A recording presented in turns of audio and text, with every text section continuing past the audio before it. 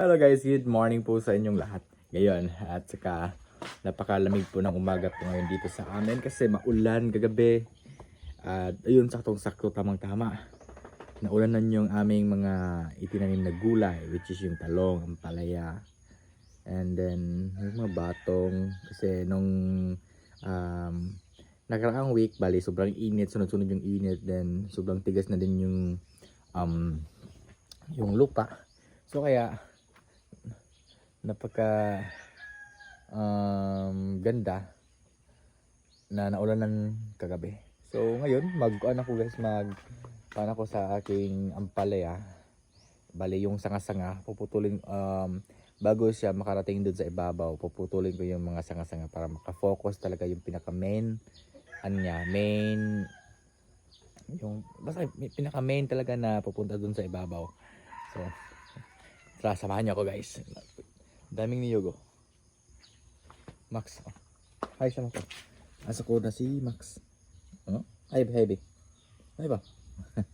Yun you guys, yung niyog na hindi na siya kinukunan ng tuba. Dumami na yung bunga. Kaso yung iba kinain po ng talaga daga. So kaya na siya nahulog. So, ito yung namin ngayon sa aming probinsya. Ayan, dun sa Kubo. Hindi na ako nakapunta doon. Ewan ko kung ano na ba nangyari doon. Siguro hindi na solid yung mga haligi na dun sa Kubo. Agay. Ito yung aming maliit na garden. Ayan, medyo tumataba-taba na konti yung talong. Kasi palagi kong inaabunuhan. So, kasi laay mo kaya guys nga huwag ko makita mga utanon. So nag-decide talaga ako na magtanim kami ng mga gulay. Meron ako makikita araw-araw. So talong. Dagko na siya guys, dagko. And dito na part yung sa ampalaya. So ito yung gagawin ko ngayon. Yung kukunin ko yung mga sanga-sanga ng ampalaya para makafocus talaga siyang ito katulad nito guys. Ito yung sanga-sanga para mag-focus talaga ba. Para hindi sila maghati-hati sa nutrients. Hindi habulana siya. Ako na dalang gunting guys, pati habulana. So para hindi sila maghati-hati sa nutrients, dapat ko siyang kunin. Kasi ito yung ginagawa ko dati guys nung mayroon akong ampalaya dun sa likod. Dahil kinukuha ko yung mga sanga-sanga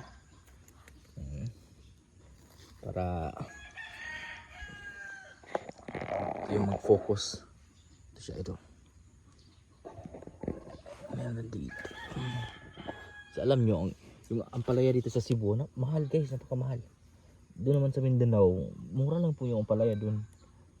Kasi yung kapatid ko nagtanim siya ng ampalaya. Tapos yung kilo doon ng ampalaya napakamura. Nasa 25 pesos yata, 30. Dito sa amin, hindi yan bababa ng 40, nasa 50 talaga yung ampalaya. Kaya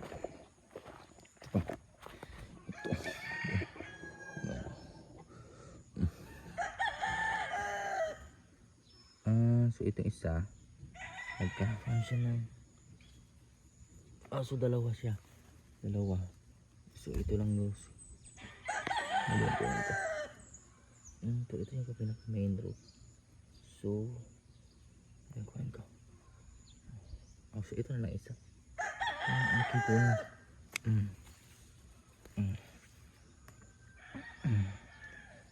yan.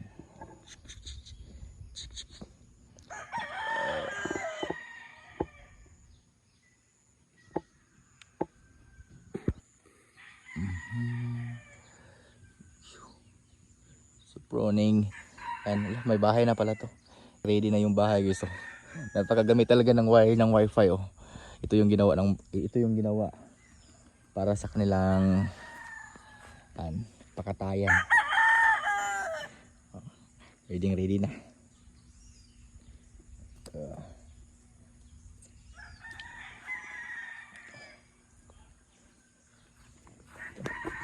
Yeah. Ingay ng manok.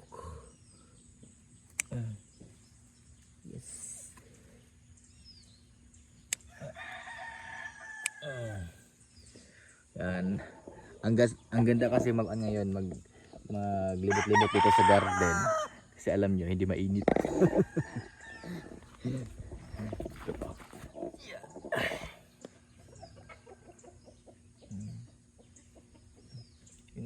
Yung iba kasi naputol. Yeah.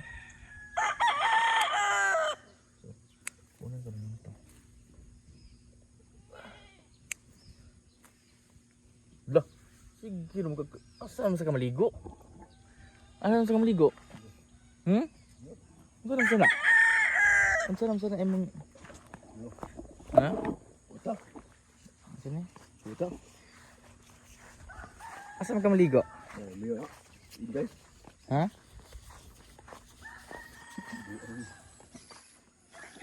Suka. Wala gamay na lang. Tag sana? Tag 15. Okay. Mayroong bumili. Ano ko yun? Pinsan ko yun. PWD. Ano siya guys, ang tawag dito, amang. Pero masipag yun.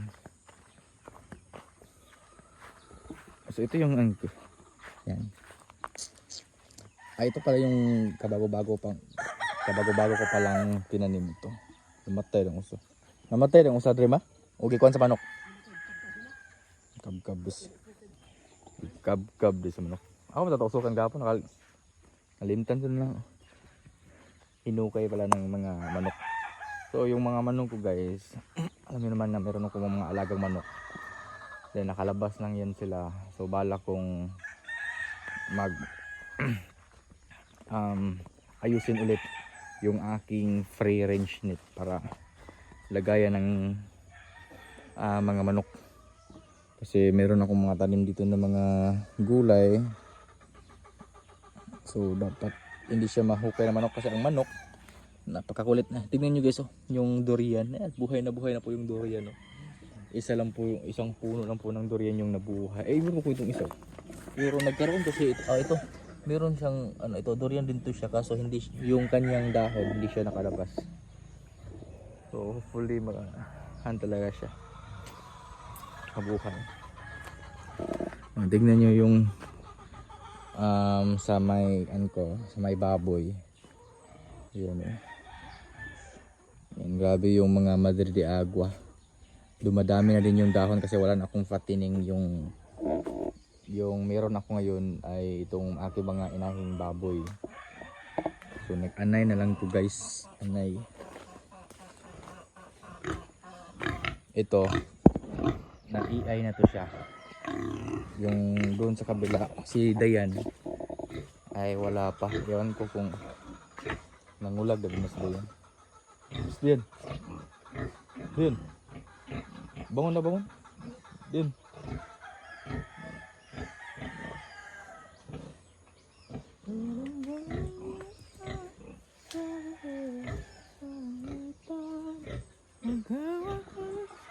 Dito ko ilagay yung manok. Dito banda. So aayusin ko pa to. Kasi may tinanim ako na kanyan. Rambutan. Makakakainin ng manok. Ano siya pagpunak? Urong ba? Uy. Then yung aking pala guys, yung mga tilapia. Dito lang sa likod. So, try tayong magpagkain ng tilapia.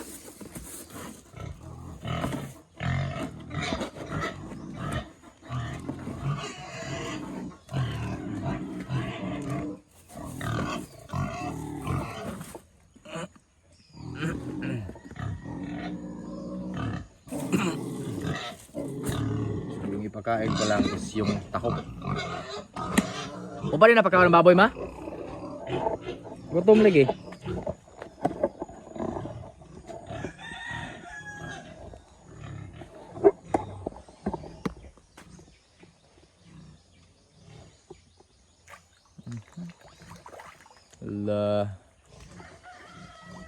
Gutom na gutom.